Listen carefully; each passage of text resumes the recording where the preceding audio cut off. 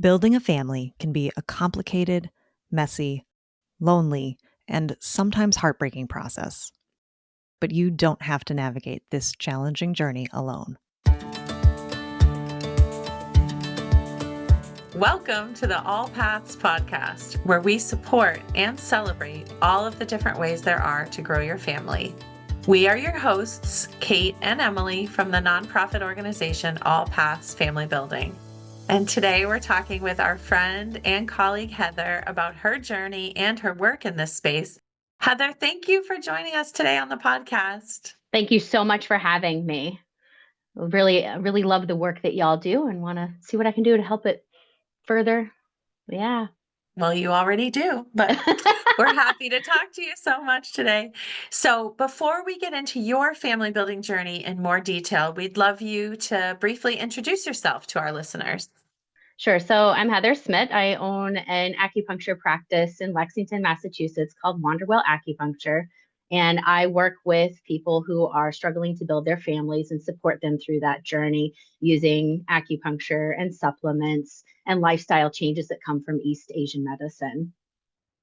Wonderful. We'll get into your professional journey much later in the podcast. But before we get to that, can you tell us a bit about your journey to starting a family? Where did it all begin? Oh my goodness. So it goes back a long ways, but I have endometriosis. And from the time I was like 13 until, years and years and years, I was being told like, oh yeah, you're fine. Just, welcome to womanhood. That's totally normal.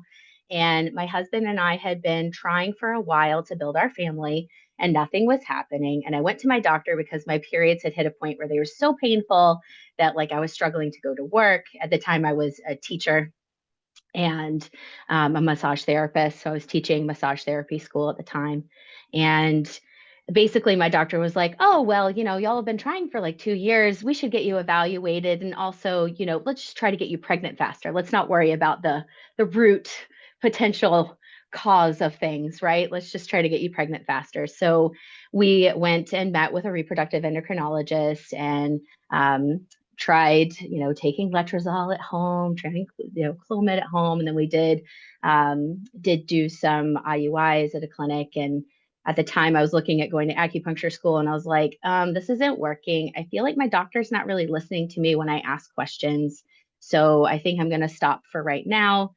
So I started acupuncture school and I was like doing all the things that you do when you're in acupuncture school. I stopped drinking ice water. Somebody told me, hey, you should take that belly ring out because that's in the middle of the channel. It's really important for conception. So I took my belly ring out. I did all the things they tell you to do in traditional Chinese medicine. And after being in school for about 2 years, I finally conceived my son. And so that was wonderful. He was my rainbow. We'd had some losses prior to that. And we're very grateful to have him. And then years later, I was now in the professional space. And so I did some of my journey while I was in the professional space, definitely. And then, I met y'all at my first walk in 2017. And I was like, what is this organization? They're amazing. What's going on here? Where was this when I was going through everything we were going through years ago? And through that, I ended up attending one of the conferences and I met Dr. Luke Chatburn, who was giving a talk about endometriosis. And he said, oh yeah, this is what endometriosis is. And I'm like, gosh, all this stuff where people are telling me this is normal. It doesn't sound like it's so normal. So I went to my gynecologist maybe about a month after the conference, and they did a pelvic ultrasound and found an endometrioma, which was definitive proof that I had endometriosis. But I had the card of one of the best surgeons in the Boston area in my back pocket, thanks to the conference. So I busted it out, called his office, and made an appointment with him and had surgery with him in 2020. I was lucky to get on his cancellation list. And I did get a call. They were like, it was like a Monday. And the surgical coordinator was like, can you come Wednesday? And at the time I was working for an acupuncture clinic and I asked my boss and she was like, do it. Because it was like Monday and now I'm going in for surgery Wednesday. Wow. So it was like, you got the phone call. I was like, we're doing it. So that was right before the pandemic hit. And, I was so grateful I was able to take that spot because it was life changing. At that point, I was starting to have difficulty being able to just walk down to the park with my dog, like it was a challenge. So I was glad that I got to work with him. And then I actually conceived on my own several months later and unfortunately had a loss. And at that time, I was like, well, I kind of don't want to have any what ifs, right? There's a lot of this process is managing those what ifs. And I was like, I don't want to have a what if about what if we had moved towards doing IVF. So I went ahead and got in with another doctor who I'd met at a Resolve New England conference, which is now all past, right? So I had met another doctor there that I really liked her vibe, and I went and consulted with her, and we decided to go through IVF. Unfortunately, it was unsuccessful for us, and I made the decision. I was like, okay, I managed that what if. I feel good now. I think we're okay with where our family is, and I'm, even though we have unresolved secondary infertility, I feel okay with the fact that my second child is my dog now, and that's okay. Yeah. So that's, but I know what it's like to do all the shots. I know what it's like to do, oh God, progesterone and oil. There's no way you could pay me enough money to do that again without hoping that there'd be a baby at the end of that tunnel. So, but that's kind of the long and the short of it. So I've done IVF while being in the professional space and knowing all the things that you can do to help optimize your chances. And then, have done, been in a patient situation where I didn't know as much. So I know how frustrating that can be and how hard that is to go through the process and feel like you don't have somebody there to help advocate for you. You have to do a lot of self-advocacy, and that can be hard when you're just starting out with the process. Yeah, absolutely. Well, thank you so much for Oh sharing all yeah. that. Yeah. We're so sorry for the losses that you went through along the way. Thank you. But so much of what you said resonates. And certainly your rainbow baby is a very bright rainbow for sure. Yes. Yes, he We is. love him. And I just think your perspective of going through all those different aspects of trying to grow your family is such an enhancement to your practice as well. That personal experience, as we always say, like I would never wish all of those twists and turns on anyone, but when you have experienced them, I think you can't help but have it impact your work. And you've been such a great ambassador for All Paths. I know you tell people to come to us. Some of our best people came to us because you suggested it. And I'm so glad, like, in a way that we could give back to you by having, you were at the conference, I think, wearing both your personal and professional hat, but just that you met Dr. Chatburn at our conference is so meaningful to us because that is why we do this work, obviously, is for those connections that can change lives. But I absolutely just hate to hear, but of course it's not unusual, your experience with endometriosis. That to me, it's like I'm a layperson in this field. I obviously I'm in this field, but other than that, I'm a complete layperson. I don't personally have endometriosis, and at the same time, I meet and talk to people and hear from people all the time where I'm like, I feel like they have a neon sign, like I have endometriosis. Right.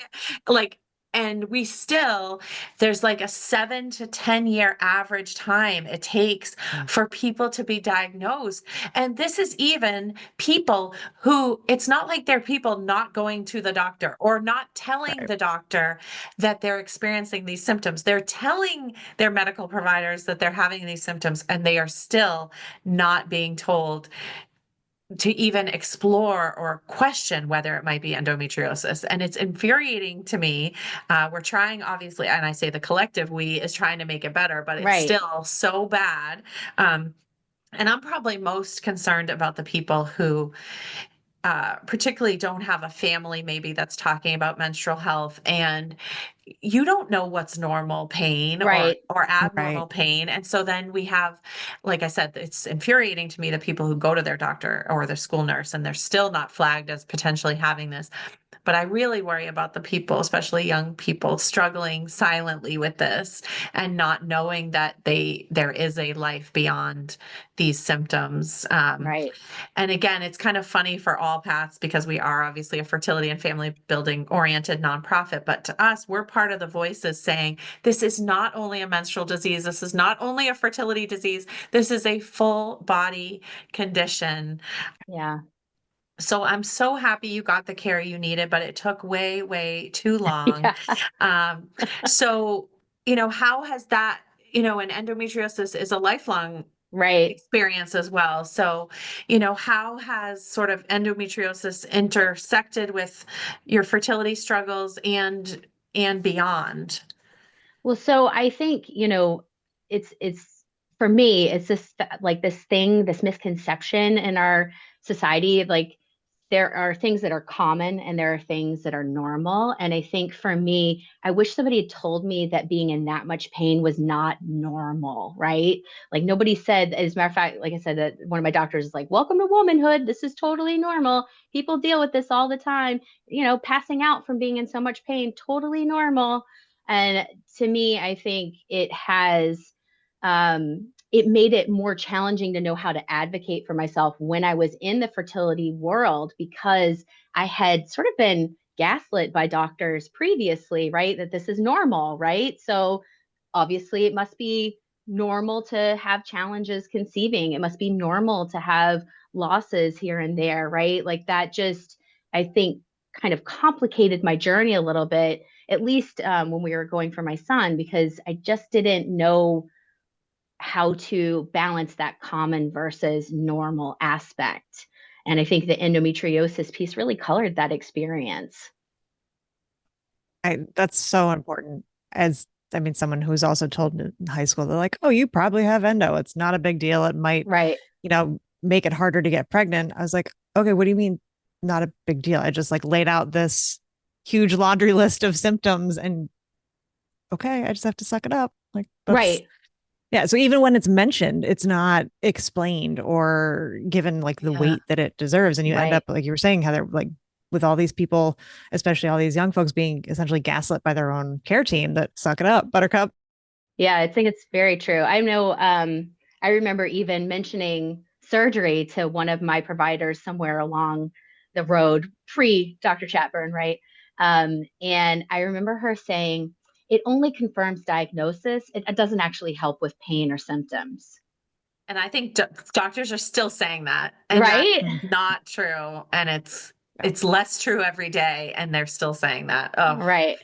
yeah, it makes me insane. But well, on the bright side, so I am excited to share that in Massachusetts, there are some bills this year about increasing awareness of endometriosis, trying to improve care of endometriosis. And so we actually got a call from one of the state senators who was interested in filing one of these bills.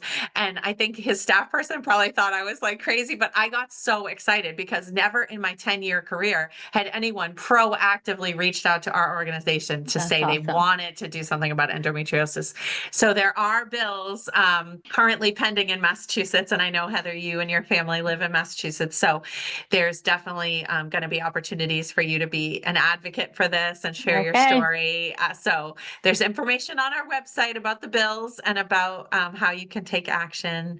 So, and anyone's welcome to take action, but particularly Massachusetts residents contacting their own legislators is so powerful. So I wanted to make sure to share that with you. Yay.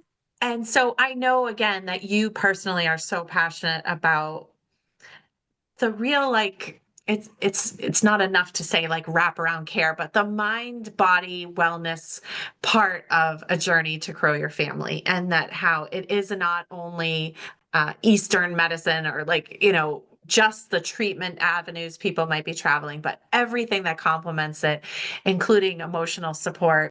Did you feel like you had emotional support during your own experiences trying to grow your family? And if so, where did you get that support?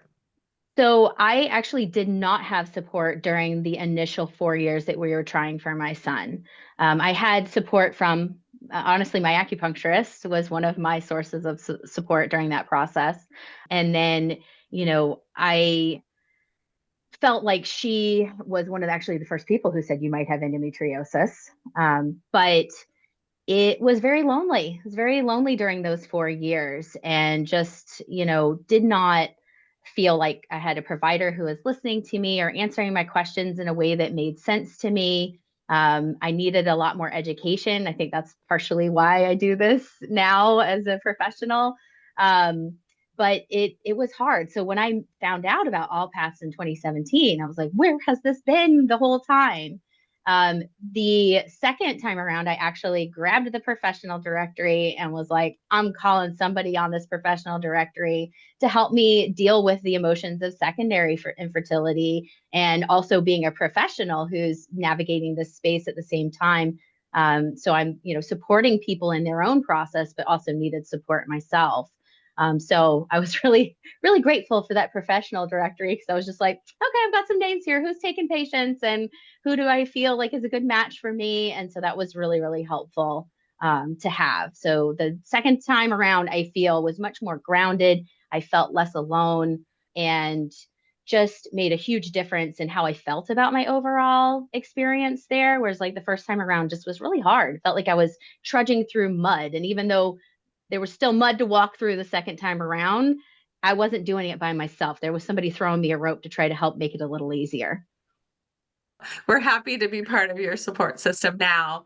But I mean, it breaks our heart, obviously, when we hear that it takes people a while to find us. It's like, we were here, obviously, but Yeah. just there's so many people going through this that don't know about us. So that's why we're doing all the things we're doing to spread the word about what we provide. And not just us, but, anyone in this space that is providing valuable supports for people going through it. Right on. You said that second time around, you felt a lot more grounded. You have more supports in place. What were some of like the practices or tools that you felt were particularly helpful during that time? I did turn towards meditation. I obviously am very friendly with Carrie Hines, who has Fertile Body Yoga. She and I've done some workshops together, but I actually used her programs during that time. When I did my fresh embryo transfer, I turned to her fresh embryo transfer program, and really, really thought that helped just kind of keep me, there's so much of that what if stuff, right? So, and that's just clouding your brain constantly, and you're always thinking about that. And so it gave me a space that was very accessible. I didn't have to travel to anybody's office. I could do it right there in my own home. I could just log in on my phone and listen to her meditations, and that made a big difference for me. And then obviously talk therapy is really helpful. So working with a professional, just to help me go through all the different what ifs and break them down, and which ones are realistic. Make sure you're not doing any blame game stuff, because there's a definite amount of that happens, right? Where you're blaming yourself and thinking like, oh, well, I ate cheese, so is that why this cycle didn't work well, right? And I'm an East Asian medicine professional, so of course, like, cheese is the devil in East Asian medicine. So it's like, it was really helpful to have somebody ground me and help me to just be like, okay, realistically, Heather, how many people have you worked with? Some ate cheese and they did have a successful cycle. And, you've had people who, ate the cheese and didn't have a successful cycle. So it's not because you ate the cheese. There's a lot that goes into this process. It's not one thing. It's not one thing that you did or didn't do that puts you in that situation. It's just, there's so much about it that's outside of ourselves and we don't have control over. I think it's not because you ate the cheese might be the episode title, because there's so much blame. Not because you had the cup of coffee. Yeah. So much blame. So much blame. Yeah. It's not because you had the cup of coffee. It's not because you went for a long walk. Like it just, there's so much of that. I even have, I've had to tell people it's not because you didn't take the supplements, right? Like there's just so much about this process that's unknown even now, right? So maybe in 30 years, we'll be able to say what it is and we'll have much more of an idea. But for now, I'd say it's not the cheese. Yeah. Hopefully in 30 years, it will still not be cheese. Yes. Yeah, because I think all of these complementary things, I think, are meant to be complementary, and we know how incredible a lot of them can be. Right. But I always get so nervous when they become another source of stress, another stress point, another thing that you use to blame yourself, because obviously then it has the negative impact of being yet another thing. So, I mean, again, we know you very well. And I just love how you convey these things in such a helpful, joyful way, but not in a way that makes you feel like if you don't have them all or you Right. don't do them every time, that you're not going to be successful. And I think also that I think one thing that's so hard about this journey is that you can have quote unquote all of those puzzle pieces or most of them or whatever, and then you're not successful. And you're Right. like, what the hell? Because there's so many parts of life where that would not be true.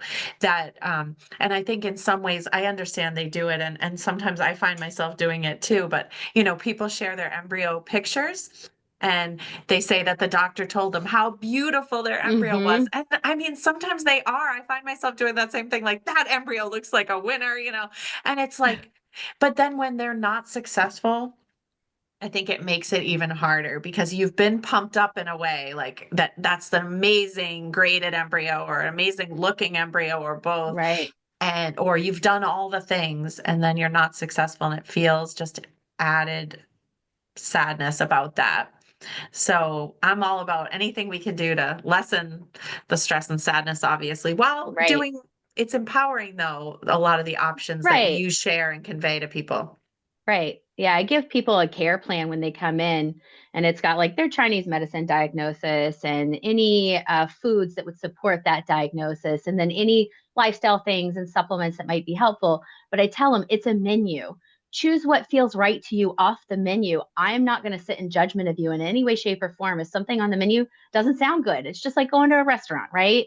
One of my favorite studies that they did about acupuncture had nothing to do with the outcomes for IVF patients. It had to do with how they felt about the outcomes. So even if they didn't conceive, having an acupuncturist who walked beside them during their journey made them feel better about their journey. And I think that's the most important piece to me as a practitioner. I don't want anyone to ever feel like it's punitive in any way. It's supposed to just be helpful.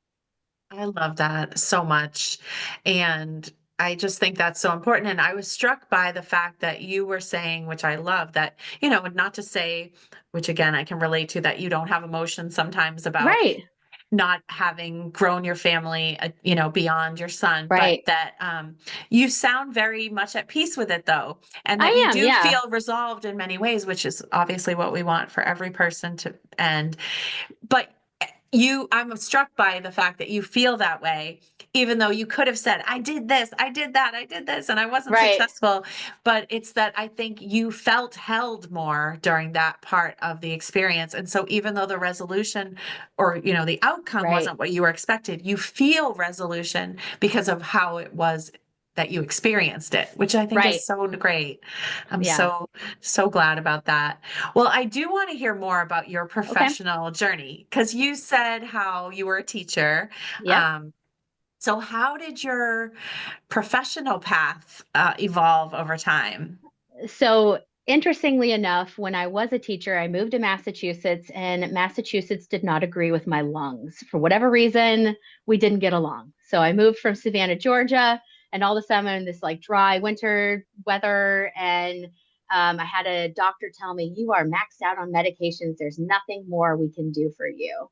So, my mother in law was seeing an acupuncturist, and she's a mentor of mine now to this day. And I started seeing her. And what was interesting is now all of a sudden my period pain was easier to manage, right? So we were working on my lungs. My husband was taking me to the emergency room initially, like once a week, because I could not breathe. And it took a long time. So I did take out the dairy in this case, but she was like, we've got to like decrease mucus. So let's cut out the dairy. And I did. And I slowly noticed over time that I wasn't having to go to the hospital as much. Then it wasn't, didn't have to use my rescue as much. And as a side effect, like I said, all of a sudden my periods are better. I'm not in as much pain. I still had pain, but it wasn't like I'm incapacitated, can't work. Now I could manage it with other tools like taking NSAIDs, which didn't really do much prior. So it just sort of became like this big tool in my toolbox. And when I would go see her, I would be like, what does that point do? Why did you do that? What does that point do? Why did you do that? What does my pulse feel like today? And she's like, go to school. She's like, Heather, go to school. And I was like, I don't know if I want to stick needles in people. I'm not ready for that. So I went to massage therapy school first. I also have been a Reiki practitioner since I was 19 years old. My mom has fibromyalgia and chronic fatigue, and that was something that really, really helped her. So my mentor let me actually use her office to give Reiki sessions while I was in massage therapy school. And then so I kind of built up a clientele, and then I started seeing people for massage. And then she kept going, go to school, go to school, go to school, go to school. And so after a couple of years of teaching at a massage therapy school, taught anatomy and physiology and kinesiology and pathology, all the fun, nerdy stuff. I was enjoying that, but I was like, okay, fine. I'm going to go to acupuncture school. I feel pretty confident that if I can teach these things that I've been teaching, I should be able to handle acupuncture school. And it's hard. It's not an easy program. It's 4 years. It's, lots of anatomy, physiology, memorization. You have to go through. I had to really switch my brain over from, oh, I've been teaching anatomy and physiology, and this is what all these organs do, to now thinking from an East Asian medicine perspective. And they're very different, the functions of the organs. So I had to do a big brain shift there. And while I was in school, I took a class with a reproductive endocrinologist whose wife is an acupuncturist. His name's Dr. Magarelli. And I thought it was completely fascinating. It was all about fertility and about using acupuncture for fertility and supporting people with that. So as I got closer and closer to graduation, had my son somewhere in there, I remember speaking to one of my clinical supervisors, because we had to do a lot of supervised clinical rotations. And she happened to have a former student who was looking for an associate and was big into fertility. And so I went to work with her. Her name's Angela Bell. She's in Maine now. But it was a really lovely opportunity for me. So I took it.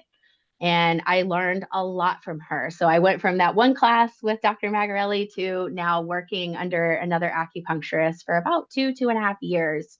And Angie knew everything. So I learned a lot. And that's kind of the progression. And then when COVID hit, she had sort of been thinking about moving to Maine, and that was the catalyst. So then I had to start my own practice. So in July 2020, I opened my practice in Lexington, and was able to continue working with folks in that realm and in that space of supporting people on their family building journeys. So it's been kind of an interesting whirlwind, but a good one. Well, we're glad that you eventually, ended up where you are today. Yeah. If somebody is listening and is interested in fertility acupuncture, but isn't even really sure what exactly it does, or the idea of the needles is still a little nerve-wracking, can you give us like a really basic overview of the process and kind of what it would feel like to be a new patient? Sure. So I always give people my needle spiel. So I'll do that now so that you know what, like, that's what I tell people. I'm like, all right, I'm going to give you my needle spiel. So we're on the same page and you know what to expect. But it should be like a teeny tiny little pinch when the needle goes in. We alcohol the points first to help with any germs. And then teeny tiny little pinch when the needle goes in. It should not stay sharp and pinchy. If it does, I ask people to tell me. There are some sensations in acupuncture. It's called a Derchi sensation. And the way I describe it, it's almost like this is not exact. My dad's an electrical engineer. He'll probably listen to this and be like, Heather, that's not how it works. But it's almost like you plugged into the right socket and now you're going to light up the whole house. So if we get one of those sensations, it's a bonus. So it could feel like an achiness around the side of the needle, almost like delayed onset muscle soreness. It could feel zingy zappy initially when the needle's started, but then it calms down. It's almost a nervy sensation, but not quite. And then sometimes it'll feel itchy, heavy, or hot. Those are all normal sensations. But another thing I tell my folks is if that's going to make it so you can't relax, I want you to let me know. And we're going to, change things a little bit. As far as using it when you are in the sort of assisted reproductive technology realm or even preconception, I tell people that you want to do weekly. And in the classical Chinese text, it takes about 3 menstrual cycles to make a change in our bodies and our systems. And so one of the things we're focused on is enhancing ovulation and menstruation to better promote fertility. We do use needles that are inserted into the abdomen to help increase blood flow to the uterus and ovaries. And the thought process there is that's all good, right? More blood flow is always happy, decrease inflammation, that kind of stuff. The research is mixed. I have to check my confirmation bias whenever I talk about research, but it looks like acupuncture is generally helpful for people. So does not seem to be any downside to participating in it. So if it's something somebody enjoys, then it's a great thing to add in as they're going through this process. And I usually tell folks, if you're doing like IUIs, stick with that sort of weekly time frame, because then we can kind of hit you wherever you are in your cycle each week. But then once you get into the IVF world and you start doing like an egg retrieval cycle, now we're going to bump things up, especially during STEM. So I say, like, if you're doing gonomenopure, you're going to want to come in twice a week. Then people sometimes have mild side effects during that time, headaches. Sometimes people feel nauseous or have some digestive upset aside from nausea, and the acupuncture can help manage that. And then we're also thinking about helping to support the body from that East Asian medicine perspective, increasing blood flow, all that good stuff. And then it's still pretty popular, but lots of people like to do the pre and post transfer acupuncture. That comes from a study that came out in like the early 2000s. It's a little hard to recreate unless you go to the Domar Center because it's right on site. But that one was 30 minutes pre-transfer, 30 minutes post. There was a more recent study that came out because people will always ask me, what's more important, pre or post, right? I get that question a lot. And there was a more recent study that showed that pre might be a little bit more important, but ultimately none of these protocols are perfect. The research, like I said, you have to take it with a grain of salt because it's small sample sizes. If you look at the meta-analysis, then you get a little bit more information, but it all seems to be helpful. So I personally tell my patients, whatever helps you manage the what ifs as far as the acupuncture, I'm here to support you on. So if you're somebody who really wants that pre and post acupuncture because you feel strongly that that's important for you, and if you don't manage that what if, you're going to always be wondering, I'm down, let's do it. So, but that's basically how I think people can kind of incorporate things. I do have people who travel from far to see me, and I actually don't recommend that. I think it's nice to find, your friendly neighborhood acupuncturist of your own who isn't too far away, because there's already so many appointments involved in going through IVF, right? So it's like if you add on, now I'm supposed to go twice a week to my acupuncturist during STEMs, but I'm also going in for lots of monitoring in the mornings. It can feel like, I think, too much. So I recommend trying to find somebody who's a little close to home. And we all have some basic skills to help people, but some of us are nerds like me and just really get into this space and really enjoy supporting people in this journey. So hopefully that gives you a little bit of a nutshell of the acupuncture piece. Absolutely. No, I know that's going to be so helpful for people to listen to if they haven't tried it yet. Yeah. And what's nice about your practice too, though, is you have a lot of different specialties, as you mentioned. Right. So your practice is acupuncture centered, I would say, yes. But then what are the other services that you have? So I am a licensed massage therapist. I do offer like a session that's kind of like everything I've learned over the last 20 years. So that's, I call it the total reset. And basically it's a full body massage, acupuncture. I also use cranial sacral therapy and Reiki, just to help everybody just feel really calm and chilled out. And that is definitely a favorite with folks. It's one of the most sought walk fundraiser prizes every year for the top fundraiser. Yep. I'll keep giving it out. Yeah. People fight over that one. I was going to say, Heather is, among other things that we love her for, she's a past co-chair of our Footsteps for Family Building Walk and continues to kindly gift that as a prize. And it is very much in demand, including by myself. Someday I'm going to do that. I swear. So I have a question, since you mentioned, I mean, as wonderful as you are, and we feel like everybody, if they have the ability to come see you, should. Since you mentioned it can be, a lot less stressful, a lot easier to find someone who is local to you. Right. Are there certain questions that you should ask? Are there certain things that you should be looking for when you are trying to find an acupuncturist to help with conception or fertility treatment? We've got some awesome providers, but they're all fairly Massachusetts focused. I think there's only a couple that are in other states. Well, Massachusetts focused and busy. There's plenty of us around because one of the best schools is right here in Massachusetts. So that's a good question. I would say, you want to think about the things that are important to you as far as their training is concerned. All of us, at least in Massachusetts, our license comes from the Board of Registration in Medicine, which also gives physicians their licenses. We have a lot of continuing education hours that we have to do. Every single acupuncturist has some sort of basic understanding and training that would still be helpful, even if they're not a fertility specialist. However, I will say the one thing that's frustrating about seeing somebody who's not a fertility specialist is when you're like, oh yeah, I started stems. They're like, what's that? Right? You don't want to have to explain yourself during the process. Teaching them, yeah. Right. So it's just like when you see a therapist who doesn't understand this world, it's you don't want to have to constantly explain what you're doing. So I think that's one of the things that's nice about seeing someone who does have an understanding. So there is ABORM, and so people can look for a practitioner there. I'd say Google's your friend. It's not perfect. Happy to help if you're somewhat local. And then, there are different styles of acupuncture. So I know sometimes people are very nervous about how the needles will feel. If you're somebody who's very needle sensitive, I would say look for a practitioner who does Japanese style acupuncture. It's very gentle, and you can actually do a treatment with 4 needles. My degree is actually in Japanese style and Chinese style acupuncture.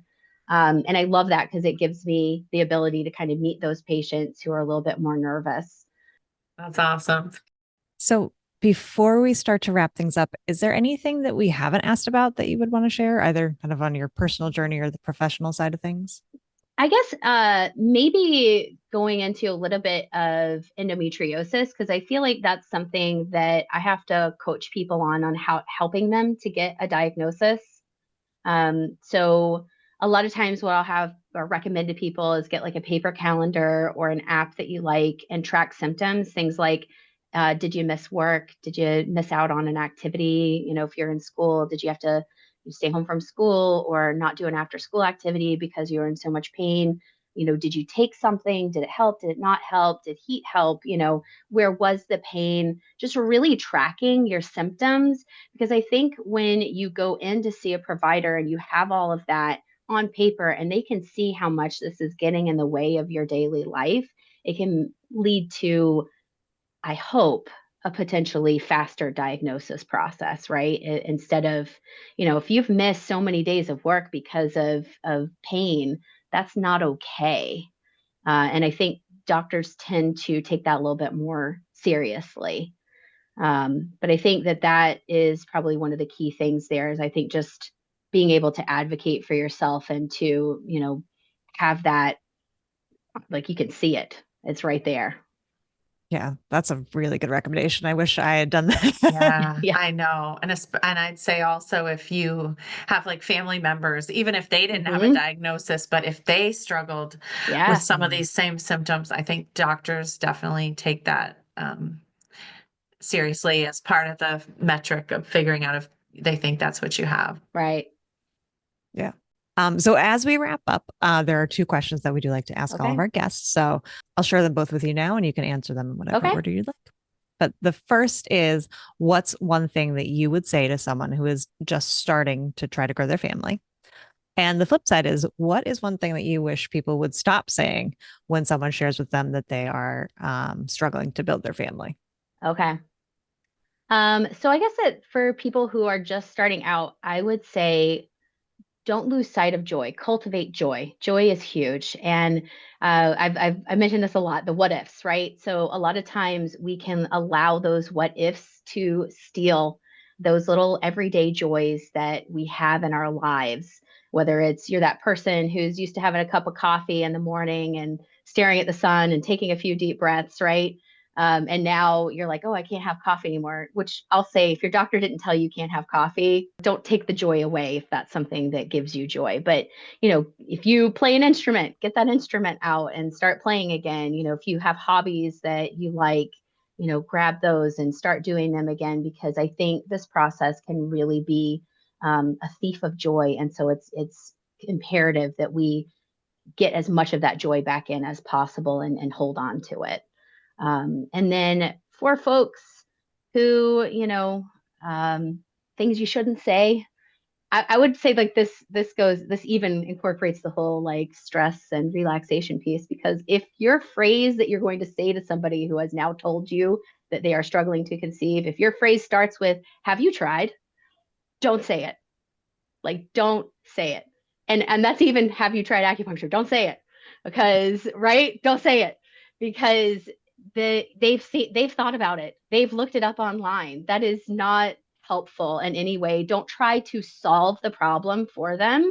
Instead, offer solutions in the sense of, how can I be helpful? What can I do that would be supportive? Do you need to get a cup of tea and just walk and like just tell me everything that's going on? I'm happy to be a sounding board and just listen, right? We don't have to solve the problem for them. And so if you're going to start with, have you tried? Stop yourself.